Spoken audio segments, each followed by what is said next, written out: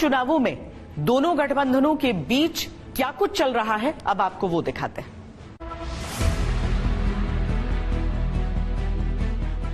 जो जनता है वो फिर से इस सरकार को चुनेगी। 5 साल में जेएमएम और कांग्रेस की सरकार ने झारखंड को तबाह कर दिया, बर्बाद कर दिया। हटिया की जनता के आशीर्वाद से फिर कमल फर्स्ट आएगा और खिलेगा। झारखंड झुकेगा नहीं, आज सिर्फ नारा नहीं बल्कि हेमंत जी के साथ साथ पूरे झारखंड के लिए संकल्प वाक्य है। फिर से हम लोग हेमंत जी के नेतृत्व में आपसे आशीर्वाद लेने आ रहे हैं। प्रदेश में भारतीय जनता पार्टी का अच्छा प्रदर्शन होगा। सरकार ये जो परिवार और पैसे की ये लोग राजनीति करते हैं, चाहे कांग्रेस पार्टी हो चाहे झारखंड होके पहुंचा हो। बीजेपी झारखंड में फिर से कमल खिलाने के लिए एनडीए की पूरी ताकत से चुनाव लड़ रही है। इंडिया गठबंधन हरियाणा से सबक लेते हुए बीजेपी को रोकने के लिए पूरी तरह कमर कसे है।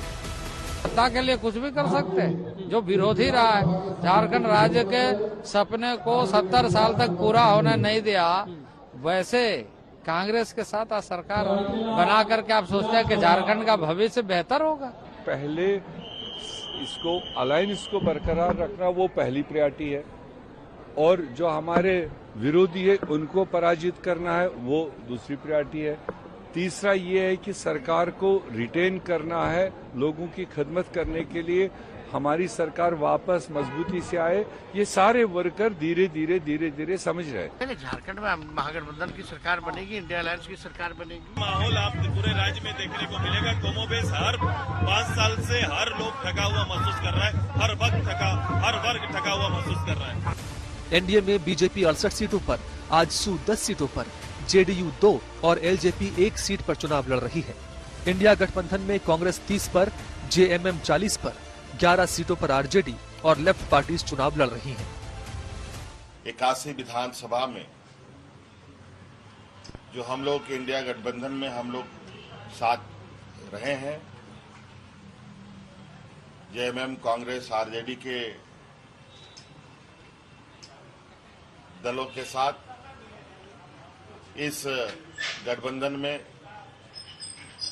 एक और सहयोगी गठबंधन में शामिल हो रहे हैं। लेफ्ट पार्टी की भी इसमें भूमिका होगी। झारखंड में ये जो ठग और लुटेरों की जो सरकार है, इससे झारखंड को मुक्त करना है। उसके लिए चाहे महिला मोर्चा हो, युवा मोर्चा हो, चाहे जितने साथ जो मोर्चा है, सब मोर्चा के कार्यकर्ताओं से कहा गया कि भाई आप जो बचा हुआ समय है पूरे चुनाव में इस समय को आप लगा देना। अगर पिछले 2019 में हुए चुनाव के आधार पर देखा जाए तो तब इंडिया गठबंधन की जगह महागठबंधन था, जिसमें जेएमएम 43 सीट पर लड़ी और 30 सीटें जीत ली। कांग्रेस ने 31 में 16 और आरजेडी ने 7 में से सिर्फ 1 सीट जीती थी। एनडीए में बीजेपी ने 79 सीटों पर चुनाव लड़ा और 25 सीटें जीती। तब आजसू ने एनडीए से अलग होकर चुनाव लड़ा था और 53 में से सिर्फ 2 सीटें जीती थी। जेडीयू भी अलग लड़ी, 45 सीटों पर उम्मीदवार उतारे और 1 भी सीट नहीं जीती। इस बार एनडीए गठबंधन संगठित है और जीत की दावेदारी कर रहा है। ये अगर आ गए तो झारखंड नहीं बचेगा, ये जनता समझ रही है, और इसलिए रोटी बेटी और माटी की सुरक्षा ये प्रण है भारतीय जनता पार्टी का। हमें सरकार बनाना है, झारखंड को विकास का एक नया शिखरों में लेके जाना है। भारतीय जनता पार्टी, लोक जनशक्ति पार्टी, रामविलास, हम लोग मिलकर कर देंगे। तो जहां हम लोग का गठबंधन मजबूती से झारखंड में हुआ है, वही परिणामों में भी इसका असर देखने को मिलेगा। हम लोग पूर्ण बहुमत के साथ एनडीए की सरकार झारखंड में बनाएंगे। बीजेपी ने इस बार सोशल इंजीनियरिंग को भी काफी महत्ता दी है और एक ऐसी रणनीति तैयार की है जिसमें चंपाई, लोबिन और सुदेश की तिकड़ी बहुत महत्वपूर्ण हो जाती है। चंपाई को कोल्हान का टाइगर कहा जाता है और इस क्षेत्र में 14 विधानसभा सीटें आती हैं। चंपाई सोरेन को जोड़ना बीजेपी की इसी रणनीति का हिस्सा था। पूर्व जेएमएम नेता लोबिन हेम्ब्रम की ताकत राजमहल और साहिबगंज क्षेत्र में काफी है। बीजेपी ने उन्हें भी जोड़ा। 2019 में अलग चुनाव लड़कर मात खाए आजसू नेता सुदेश महतो भी अब बीजेपी के साथ हैं। आजसू का कुर्मी जाति के 25% वोट पर अच्छा असर है। 2014 में बीजेपी और आजसू जब साथ चुनाव लड़े तो बीजेपी ने 37 और आजसू ने 5 सीटें जीती थी। एनडीए से अलग इंडिया गठबंधन साथ मिलकर चुनाव लड़ता दिख तो रहा है, लेकिन सीट बंटवारे को लेकर कई बार खटास भी सामने आई। विश्रामपुर सीट पर तो आरजेडी और कांग्रेस आमने सामने ही आ गए।